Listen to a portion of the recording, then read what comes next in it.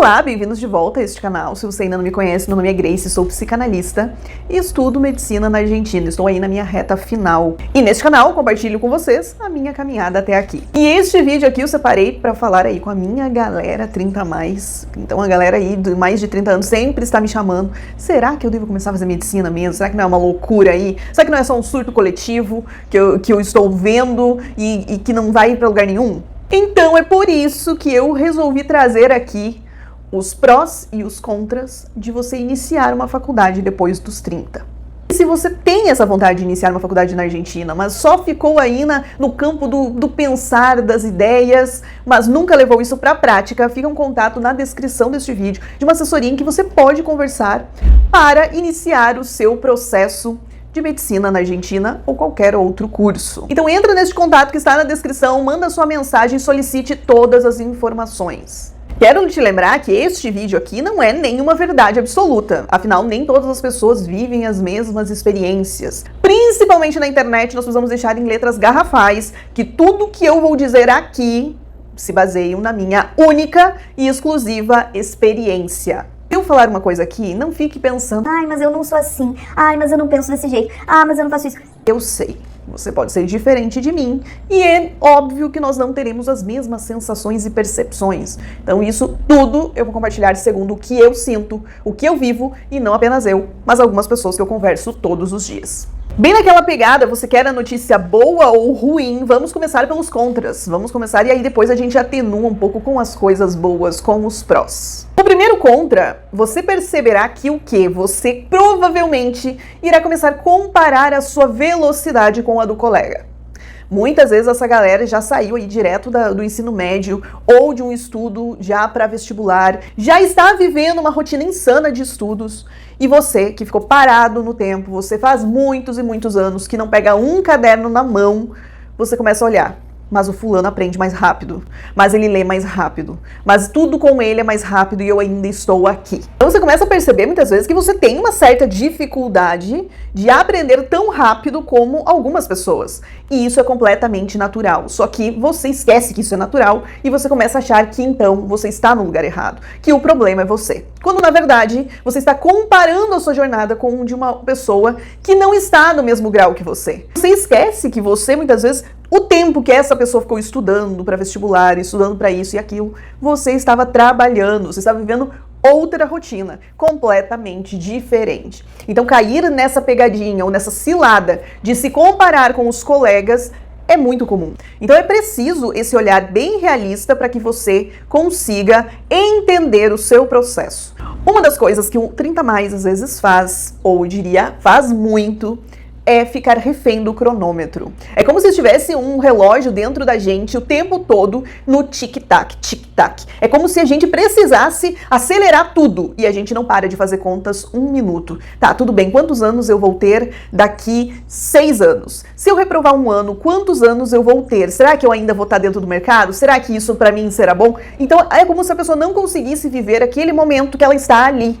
Ela sempre está pensando no próximo ano, no próximo daqui 2 anos, no próximo daqui 5 anos. E essa é uma das grandes armadilhas, principalmente nos momentos de procrastinação. Em vez de você estudar ou fazer aquilo que você deveria fazer, você se pega fazendo contas, como se isso pudesse mudar a sua situação atual ou fosse interferir nos seus resultados. Nada mais é que uma armadilha da sua própria mente te tirando daquilo que às vezes é difícil e você não está tão afim de fazer. Então é muito problemático quando a gente se entrega ao cronômetro e acha que isso, na verdade, é uma corrida, é uma maratona em que você precisa tacar a velocidade e não parar em nenhum momento.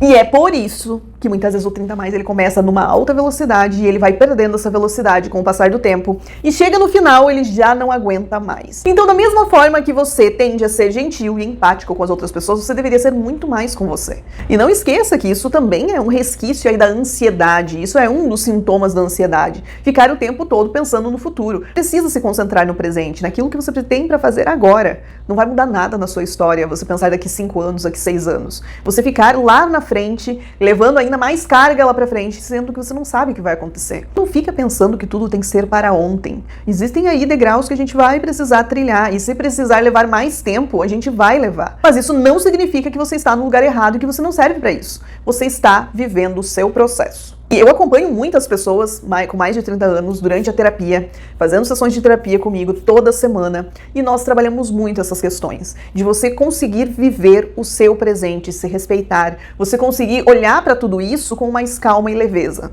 Então, se você não faz terapia, fica aí uma dica super importante, faça terapia. Tem também na descrição o meu contato, se você quer fazer terapia comigo, se você quer fazer com outra pessoa, não importa. Apenas inicie, eu tenho certeza que a sua jornada ficará muito mais leve. Se você não vai estudar medicina na Argentina, não vai estudar em lugar nenhum, apenas está assistindo esse vídeo porque gosta de assistir esses vídeos, saiba, você também precisa fazer terapia. Todos nós precisamos. O 30+, como eu já falei, ele não costuma também ser gentil com as suas próprias falhas e erros. Muitas vezes a gente é até gentil quando o erro é do outro, mas quando ele é nosso, a gente se critica muito e a gente entra num lugar de autocrítica enorme. Isso acontece durante a faculdade. Cada erro a gente olha como se a gente fosse a pior pessoa do mundo e não entende que faz parte do processo errar. Não existe nada mais importante para o aprendizado do que errar, do que falhar, porque você já sabe quais são suas debilidades. Só que a gente costuma querer fazer tudo com tanta perfeição que não se permite a se entregar para um erro, um tombo de vez em quando. E isso é muito, muito importante. Então esse é um contra, porque nós colocamos essa carga de termos que acertar o tempo todo. Se eu errei uma vez, já não é pra mim. É como se a gente estivesse sempre em uma sensação de alerta, que no primeiro erro que a gente tiver, a gente já estará com as malas prontas para voltar. Então muitas pessoas entram nesse lugar esperando o próximo erro para tomar uma decisão se continua ou não, sendo que na verdade o erro deveria ser parte, um pilar fundamental da nossa jornada. Esse contra aqui que eu vou dizer para vocês, ele é um contra que esteve presente na minha vida durante muitos anos durante a faculdade. E quando eu tô atendendo muitas vezes alguém na terapia e eu percebo esse contra também na vida dessa pessoa, eu percebo. Isso é uma coisa presente em quase todo mundo que já teve uma vida, já teve uma carreira, já teve um emprego, que deixou muita coisa para trás para estar estudando medicina hoje. Um dos nossos contras é que nós sentimos muita falta da vida corporativa. A maioria de nós já estivemos em uma empresa trabalhando, já tivemos os nossos próprios negócios, já tivemos aquela experiência de uma rotina insana, de uma rotina corrida. Uma das coisas que a faculdade faz depois dos 30 anos é quando a gente começa só a estudar, a gente só vive para isso. Tem alguns momentos que vem aquela sensação de inutilidade. Nós que éramos acostumados a uma rotina frenética, a 1000 coisas para fazer, de repente estamos ali, com apenas um cronograma de uma faculdade para seguir. Nem sempre é fácil você entender que esse é o momento da sua vida e que o que você está fazendo realmente é grande e é pesado, que é alguma coisa. Só que em alguns momentos a gente esquece e pensa que a gente deixou de fazer as coisas e que agora a gente só está estudando e que isso não é nada perto daquilo que você já fez. Eu vivi muitas vezes essa sensação, porque eu sempre trabalhei muito desde muito nova. E de repente me ver ali, estudando e ter que fazer aquilo ali todos os dias, é como se eu não estivesse fazendo nada grande, nada significativo. Em alguns momentos eu esquecia que aquilo que eu estava plantando, um dia eu iria colher. Mas não naquele momento. Naquele momento eu apenas tinha que fazer o que precisava ser feito. Dá aquela sensação de parece que a vida parou. Então a gente precisa lutar constantemente com isso, de entender que aquilo que estamos fazendo, por mais que pareça algo pequeno, é algo muito, muito grande e que exige um trabalho de anos. Não é um trabalho que você vai fazer um ano e vai parar. Começa a pesar muito, principalmente nos primeiros anos da faculdade. Porque depois que passa um tempo, que você já está acostumado com essa rotina, isso muda, a sua cabeça muda e você para de ver aquilo como algo tão simples. Mas nos primeiros anos, eu diria entre o segundo e terceiro ano, em alguns momentos, pelo menos, você irá viver essa sensação de parece que eu parei. E junto com esse contra, eu posso engatar mais uma coisa. A gente tem o costume de idealizar a vida que a gente tinha antes. Principalmente naqueles dias difíceis, quando a gente começa a olhar pra tudo, parece que a gente não vai conseguir. E que foi uma grande loucura ter deixado tudo pra trás para fazer medicina. Nesses dias, principalmente, você imagina, nossa, se eu estivesse naquela empresa ainda, se eu estivesse na minha empresa, com as minhas coisas, nossa, se eu estivesse no Brasil, nossa, minha vida era tão perfeita, era tão maravilhosa. Só que nada mais é que um mecanismo de defesa que você criou para não enfrentar a realidade. A nossa vida não era tão perfeita assim. A minha vida não era tão perfeita como eu tentei acreditar em diversas vezes. E se eu voltar? E se eu desistir de tudo? E simplesmente parar com tudo por aqui? O que tem lá pra mim? É importante que quando esses pensamentos vêm, a gente comece realmente a refletir sobre o que nós deixamos para trás. Como realmente era a nossa vida. E você precisa entender que muitas vezes, dependendo do tempo que você já está nisso, essa vida, se você voltar, você já não vai encontrar ela do mesmo jeito. As coisas não estarão lá todas te esperando simplesmente. muita coisa mudou. Você mudou e também o lugar que você esteve. Então as coisas precisam ser trazidas um pouco mais para a realidade, para você não se deixar saltar por esse pensamento: nossa, mas a minha vida era perfeita. Quando na verdade você só está se defendendo de fazer algo que você acha que é muito difícil. Um outro contra é que a saudade, sim, vai pegar e ela tem o seu preço. A saudade vem cobrar muito nesses dias difíceis. Você começa a lembrar de quem você deixou pra trás, quantas pessoas estão te esperando. Muitas vezes essas pessoas também, mesmo que elas não queiram, elas acabam sendo uma pressão muito grande nos seus ombros, porque você sabe que você não pode perder tempo pra você rever elas, pra você estar com elas outra vez. Então essas pessoas podem muitas vezes ser um fator que te leve a desistir de tudo. Principalmente dependendo da sua relação, quem você deixou pra trás, isso pode sim ser uma grande motivação pra você desistir. Eu sei que muitas vezes quando a gente fica olhando o momento presente, a gente sabe que a gente está abrindo mão de algumas coisas que não serão mais recuperadas. Mas acredite, lá na frente vai valer a pena. Outro contra é que nós iremos encarar a falta de confiança, a falta de autoconfiança. Principalmente, nós carregamos aquela ideia sempre: nós somos velhos demais para isso. Infelizmente, isso é uma coisa cultural, isso é uma coisa que a própria sociedade fez, de colocar idades que as coisas deveriam ser feitas, como se todo mundo fosse a mesma coisa, como se todo mundo fosse igual e tivesse que seguir os mesmos caminhos, as mesmas receitas, e as coisas não funcionam assim. A autoconfiança, ela vai sendo construída dentro da gente conforme nós vamos ter contato com alguns resultados. Esses resultados já são ali alguma coisa mais palpável para que você se olhe de uma outra forma. E se você simplesmente desistir no meio do caminho, não poderá melhorar a própria imagem que você tem de você mesmo. Então, o caminho não é desistir, porque com certeza, se você conseguir após cada tombo se levantar e continuar, você passará a olhar para você mesmo de outra forma. Então, embora seja um empecilho, ele não pode ser um fator para te fazer desistir.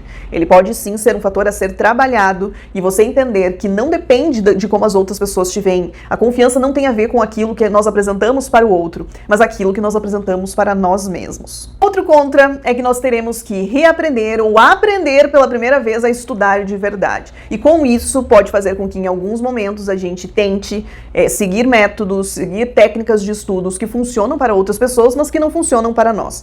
Então a gente vai primeiro perceber que da forma que a gente estudou a vida toda não é uma forma correta, que a gente nunca soube estudar de verdade e que a gente precisa pensar nas técnicas de aprendizado.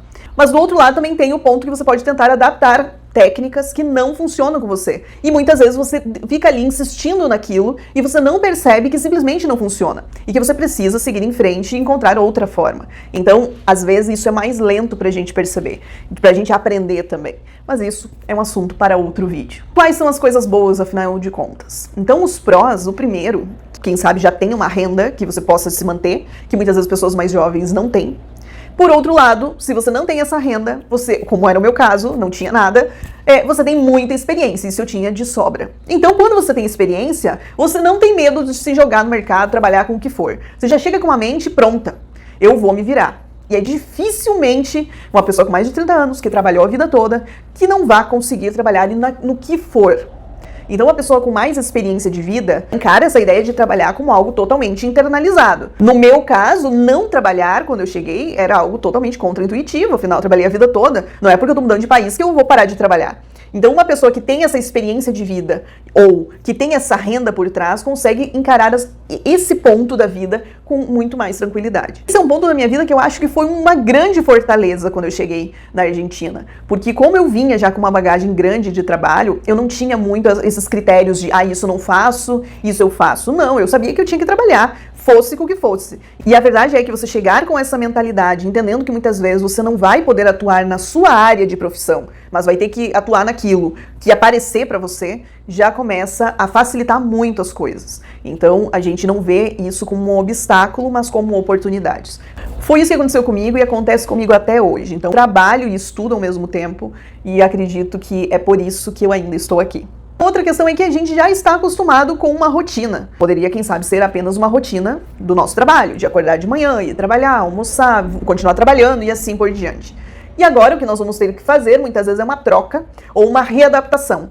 Então, uma troca para uma rotina em que a gente simplesmente estuda ou uma readaptação em trabalho e estudo. Então a gente já sabe que para ter resultado na vida, a gente precisa ter rotina. Não tem como. E a gente não vê isso como algo chato. Pelo contrário, a gente se sente muito mais confortável quando a gente já tem uma rotina montada. Se a gente não tem essa rotina, a gente constrói ela. Porque não existe simplesmente nada que a gente consiga tornar consistente na nossa vida sem rotina. Então isso é um ponto que a gente já chega com a cabeça formada. Beleza, agora eu tenho faculdade. Como eu vou adaptar isso na minha rotina? Como que eu vou adaptar um exercício físico na minha rotina? A gente já sabe que as coisas devem ser encaixadas em uma rotina. Toda pessoa com mais de 30 anos sabe o que está em jogo. Então a gente sabe que a gente não tem tempo a perder, e isso é uma das coisas que eu percebi não apenas em mim, mas em outras pessoas também, que não estão ali para brincadeira, que deixaram muitas vezes parceiros, esposas, maridos, companheiros, filhos, família, tá todo mundo esperando. Então ele não pode estar ali para brincar. Então ele sabe que ele está ali sim para levar o negócio a sério. E a questão foco, claro, eu não vou dizer em todo mundo, que seja assim para todo mundo, mas para uma grande maioria a questão foco ela é bem definida. Eu estou aqui para estudar e é isso que eu vou fazer. Às vezes essa bagagem que a gente deixou para trás é um motor propulsor para nos manter fazendo as coisas todos os dias. Por mais que por um lado pode ser visto como, meu Deus, olha tudo que eu estou deixando para trás, por outro lado é justamente por isso que você deixou para trás que você vai correr atrás. Então existe um motivo, existe ali uma razão por que você está fazendo isso todos os dias. E isso é muito, muito importante. Um outro pró é que você já sabe que o negócio vai ser difícil. Você não fica muitas vezes fantasiando que o negócio vai ser fácil, que você está indo para um mundo de fantasias em que tudo é facilidade. Não. Muitas pessoas, o que faz muitas pessoas desistirem muitas vezes? Que elas achavam que ia ser fácil e não é. Então a gente já chega com a mentalidade, a gente sabe que vai ter muito desafio pela frente, vai ser difícil. Tá tudo bem. Eu não esperava nada diferente disso. Afinal, estou indo fazer medicina em outro idioma, em outro país. Vai ser difícil, é óbvio. Então a gente já vê um pouco a realidade como ela é. E isso é muito, muito importante. Para que no primeiro desafio você já não diga, eu não sabia que ia ser assim, vou voltar para casa. Não, você sabia que ia ser difícil. Você já está acostumado nessa altura da vida, tem enfrentado muitos e muitos desafios. Vocês acham que medicina na Argentina foi meu maior desafio na minha vida? Não foi. Eu passei coisa muito pior. Então, a gente já sabe que o negócio vai ser difícil, mas não vai ser um obstáculo por causa disso. Os nossos pró é que a gente já não é obrigado a nada. Então, assim, a gente já evita e nem faz questão de participar de pecuinha. Principalmente essa galera que fica criando pecuinha como se estivesse na 5ª série. A gente não tem paciência pra isso. Tudo aquilo que nos atrasa, tudo aquilo que tira o nosso foco, a gente já tende a repelir. Isso é muito importante pra gente não perder o nosso foco com coisas que não vão nos levar a lugar nenhum. Existem muitas situações que, se você ficar perdendo tempo com isso, vai tirar a energia que você poderia estudar. E isso você não pode deixar acontecer. E o que eu percebo é que pessoa com mais de 30 anos não tem paciência pra isso não. E um outro pró é que estudar volta a ser uma novidade. Com exceção daquela galera que nunca parou de estudar e que ficou fazendo faculdade, ficou estudando para vestibular. Vamos falar da galera que faz anos que não estuda, como aconteceu comigo. Fazia 9 anos que eu tinha saído do ensino médio. Então, assim, vamos pensar nisso. É uma novidade. Tudo que é novidade é gostoso. Tudo que é novidade é interessante, principalmente para o nosso cérebro. E isso vai ser uma novidade, vai ser gostoso. É certo que em algum momento a gente vai perdendo um pouco o ritmo e a gente vai precisar de novos estímulos para nos manter, que aquilo se mantenha ali interessante. Mas vai ser uma novidade. A gente vai estar... Isso me lembra sempre a Jojo Todinho, quando ela começou a ir para a faculdade e ela comprou seus materiais ali para ir para a faculdade também. É mais ou menos isso que acontece. A gente fica todo empolgado, a gente quer material bacana, a gente quer um monte de coisa legal, porque o que a gente está fazendo é uma coisa que a gente nem imaginava que poderia fazer depois de tanto tempo. Então, isso é sim um fator motivador para esse processo. E aí, você tem outros prós e contras de estudar depois dos 30? Eu teria mais coisas, mas esse vídeo ia ficar ainda maior do que ele já está. Viver essa experiência depois dos 30 anos, ela pode ser sim muito desafiadora, mas também é muito gostosa, muito prazerosa. Porque quando você chega ali no final, principalmente nesse momento que eu estou vivendo, que estou na reta final, eu olho tudo que eu amadureci nesse tempo e percebo que eu achava que eu já era uma pessoa madura quando eu comecei. Todo esse processo me moldou de tal forma que eu me transformei em outra pessoa.